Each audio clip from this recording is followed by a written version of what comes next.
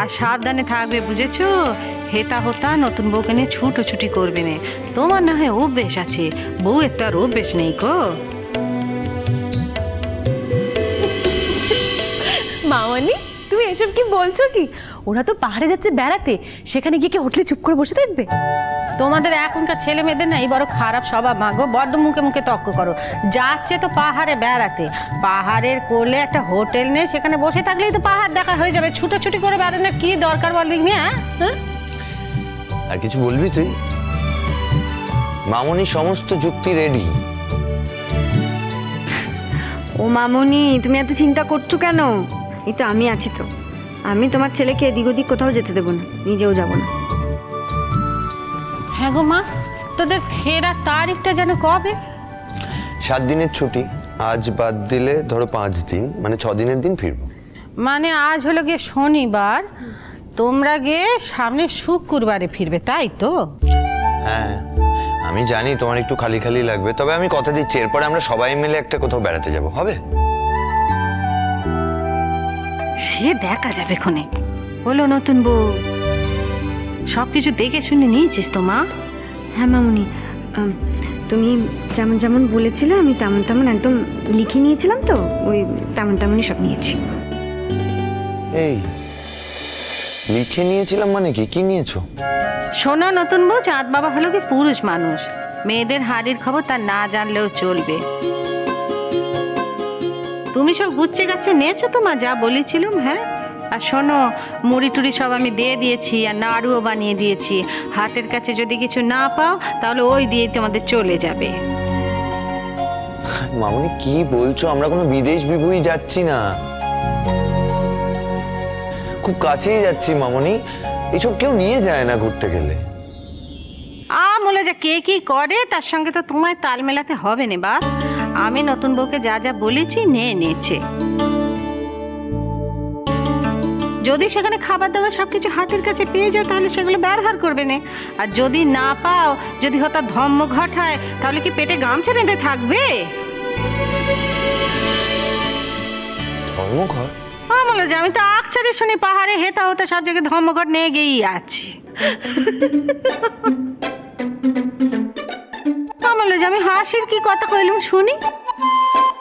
না না মামনি কোনোই হাসির কথা বলেনি, ঠিক আছে? আচ্ছা ওই মুড়ি টুড়িগুলো কোথায় নিয়েছো শুনি?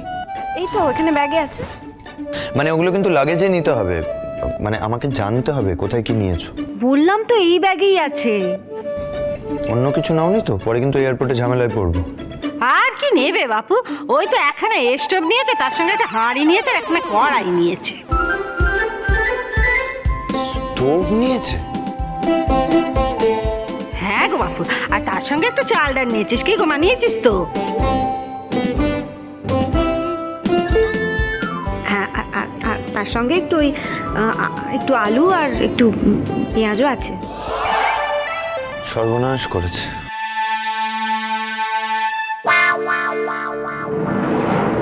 ওর দোষ কি বলো পুপুল? চাঁদডোবা থেকে আসার পর আর কোথাও গেছে?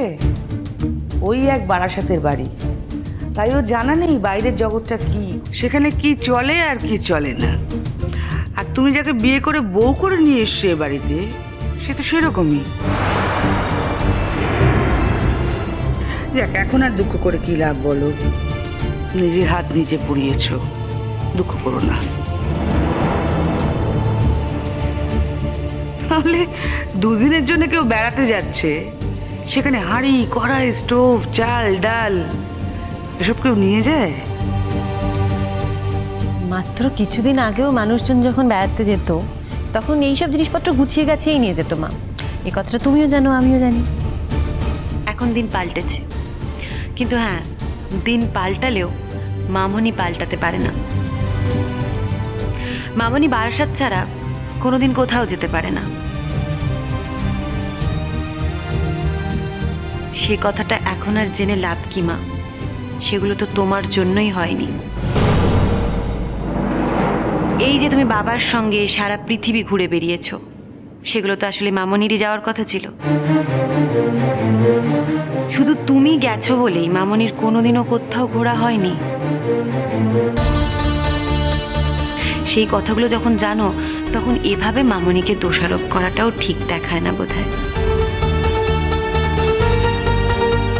আর কাকন, ওর স্বভাবই হলো চুপ করে কথা শোনা। আর ও যখন কথা শোনে কাউকে কোনো প্রশ্ন না করেই শোনে। সেই জন্যই তো এরকম সুযোগটা পাও। সেই জন্যই তো আজকে এইরকম সুযোগটা পাচ্ছ সকলের সামনে এভাবে দাঁড়িয়ে দাঁড়িয়ে মামনিকে আর কাকনকে হ্যাটা করার। দিনের পর দিন বাপের বাড়িতে পড়ে আছো, বুঝলাম, কিন্তু বাপ মার কাছে থাকতে গেলে কিছু বিষয় কিছু নিয়ম মেনে চলতে হয়, সেটা জানো না? যাদের ঘাড়ে চেপে বসে আছো তাদের পিণ্ডিটা না চটকালেই হচ্ছে না তোমার। আমি মামনির বাড়িতে থাকি, নিজে চাকরি করি। আমি সামনের মাস থেকে বাবার হাতে টাকা তুলে দেব মা।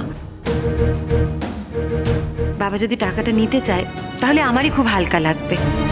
এই যে আমি কোনো রকম টাকা পয়সা না দিয়ে বাড়িতে থাকি খাই, আমারই খুব অস্বস্তি লাগে। কিন্তু এসবের মাঝখানে তোমার তো কথা বলার কথা নয় মা, কারণ আমি তোমার বাড়িতেও থাকি না, তোমার ঘাড়ে বসেও খাই না। তাহলে তুমি আমাকে এতগুলো কথা কেন বলছো বলো তো? দিদি, এখন তো আমাদের যাওয়া, এখন এই সমস্ত কথা বাড়িয়ে লাভ নেই। আমি তোকে আগেও বলেছি যে সবার সাথে সমস্ত কথা শেয়ারও করতে নেই, সবার সমস্ত কথা শুনতেও নেই। কিছু কথা এই কান দিয়ে শুনে এই কান দিয়ে বার করে দিতে।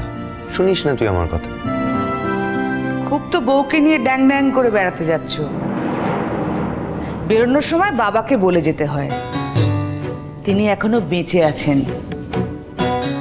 এইটুকু সৌজন্যবোধ, কর্তব্যবোধ নেই না তোমার? এই তোমরাই আবার শিক্ষার বড়াই করো। শোনো মা, এই সৌজন্যবোধ, কর্তব্যবোধ, এই কথাগুলো তোমার মুখে মানায় না, তোমার কাছে শিখবো না। বরং যখন কর্তব্যবোধ দেখাতে গেছি তখন বারণ করেছো, বাধা দিয়েছো। যদি কর্তব্যবোধ থাকতো না তাহলে মামনির ব্যাপারে এরকম কথা বলতে না, মামনির সাথে খারাপ ব্যবহার করতে না, এবং মামনির জন্য আমাদের উপর বিরক্ত হতে। মা, আমি বাবাকে তো বটেই বাড়ির আর সকলকেই বলে যেতাম। আমার উপর এইটুকু ভরসা তো রাখতে পারতেন। আমি তোমার সাথে কথাই বলছি না, কথা বলার ইচ্ছেও নেই।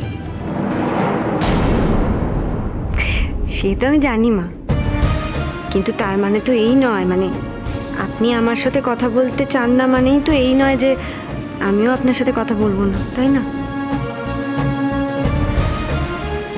তখন থেকে তোদের গলার আওয়াজ শুনছি আর তাড়াহুড়ো করে ব্রেকফাস্টটা বানাচ্ছি, ভাবছি কখন বেরিয়ে যাবি। এই তো এই ব্রেকফাস্ট আর কফি রেডি। কঙ্কাপতি, খালি মুখে বাড়ি থেকে বেরোতে নেই, চটপট ব্রেকফাস্টটা করে ফেলো। সমুদ্র, অ্যাটলিস্ট কফিটা খেয়ে যাবি তো নাকি? হ্যাঁ শাইনি, বলছি আমি বলেছিলাম ওকে সকালে, কিন্তু ও বললো নাকি প্লেনে সব খাবার দাবার দেবে, সেই জন্য আর করিনি তো আমি। কাকন, হ্যাঁ হ্যাঁ মানে বলছিলাম তুমি প্লেনে ঠিক মতো উঠতে পারবে না? মানে কোনোদিনও ওঠোনি তো, তাই ভাবছিলাম শেষকালে যদি এই প্লেনে উঠে চিৎকার চেঁচামেচি করে একটা কাণ্ড ঘটিয়ে ফেলো, তাহলে তো পুপুলের সম্মান বলতে কিছু থাকবে না, তাই না? থাক কাকিমণি, আমার মান সম্মান নিয়ে এত কনসার্ন হতে হবে না। প্রত্যেক মুহূর্তে যে আমায় ছোট করো, অপমান করো, সেটাও আমি কষ্ট পাই। তাতে মনে হয় না যে আমার মান সম্মান যাচ্ছে? বোঝো সেগুলো। আর কঙ্কাবতী আমার সাথে যাচ্ছে, ও আমার স্ত্রী, আমি বুঝে নেব। যদি প্রথম প্লেনে চড়তে ওর ভয় লাগবে, আমি সামলে নেব, আর তাতে আমার একটুও প্রেস্টিজ যাবে। সমুদ্র, আমি কষ্ট করে বানালাম, তুই একটুও খাবি না? তো কি অসুবিধা বলতো শাইনি? তুই তো এসেছিলি কয়েকদিনের জন্য আমাদের বাড়িতে ঘুরতে, তা এই রান্না বান্না হেসেলে ঢুকছিস কেন?